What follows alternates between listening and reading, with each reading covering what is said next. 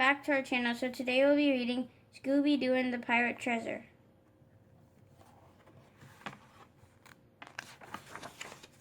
Slow down, Fred, said Daphne. We're nearly there. That sign says Pirates Cove dead ahead. Even the sign sounds haunted, muttered Shaggy. Scooby-Doo shook under the back seat of the mystery machine. Shaggy, Velma giggled. You don't really believe the ghost of Captain Bones has come back for his long-lost pirate treasure. That's just a silly story. If it's not Captain Bones scaring folks away, then who is it? Asked Shaggy. That's what we're here to find out, said Fred, parking on the beach after we unload all the food. At the thought of a cookout, Shaggy cheered up and Scooby came out hiding. The gang quickly built a cheery campfire and Fred said, Come on, Shaggy, we've got time for a quick look around before dark. Reluctantly, Shaggy followed Fred and Scooby followed Shaggy. A little way down the beach, they stopped to look at a tumble-down shack. A for sale sign hung up at the door. Who'd buy this spooky house? Asked Shaggy. Captain Bones, maybe, Fred chuckled. Suddenly, something swooped down toward Shaggy and Scoop. It's only a bat, Fred yelled, but he was too late. They were already running to the van. The two of them dived under the back seat and stayed there until the smell of grilled hamburgers brought them out. Much later, after seconds, thirds, and fourths, they began to feel better. Scoop was snoozing beside the dying campfire, and Shaggy was telling a ghost story when suddenly a wild, rough voice roared out of the darkness. Walk that plank, me hearties. Yo-ho-ho and a bottle of pop. Shaggy pointed at a shadowy figure beyond the firelight. Meow, look at that.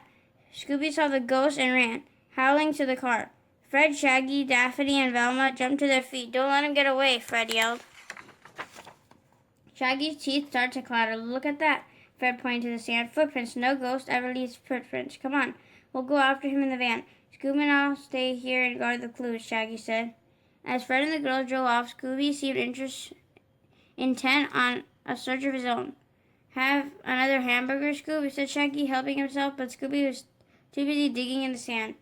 Shaggy grinned. What have you got there, Captain Bones' pirate treasure?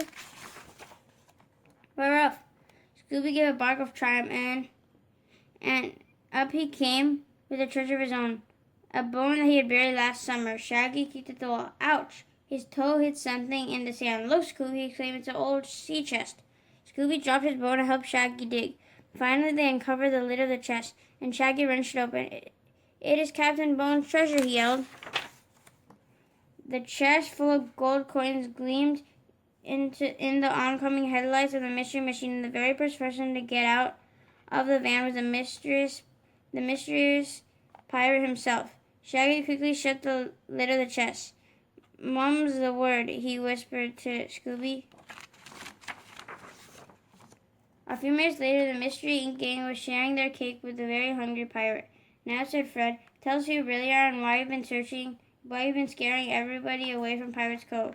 Folks call me Captain Dan, said the ex-ghost. I've been a sailor all my life.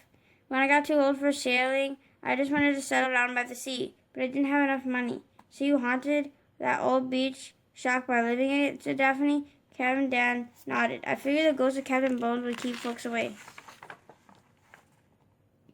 Did you bury the captain's treasure too? Shaggy asked. What treasure? Asked Captain Dan. This treasure. Shaggy opened the chest. Captain Dan gasped. Well, that's enough gold to buy 100 houses. Mystery Inc. shared a look. Captain Dan, Fred said, we want you to have a share of the treasure. If it hadn't been for you, the gold might have never been found. Meanwhile, Velma thought of something the game could do with their share of gold.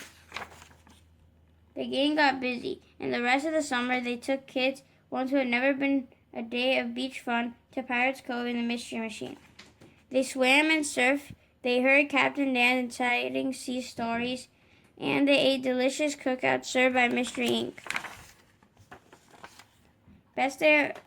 Best of all, each day when the sea chest was open, there were enough chocolate doubloons and licorice pieces of 8 in it for the visitors at Pirate Cove. The end. Thank you for watching. Hope you guys enjoyed Scooby-Doo and the Pirate Treasure. Stay tuned for more book reads coming soon. Take care, guys. Be safe out there, and make sure you guys are reading. Goodbye. Bye.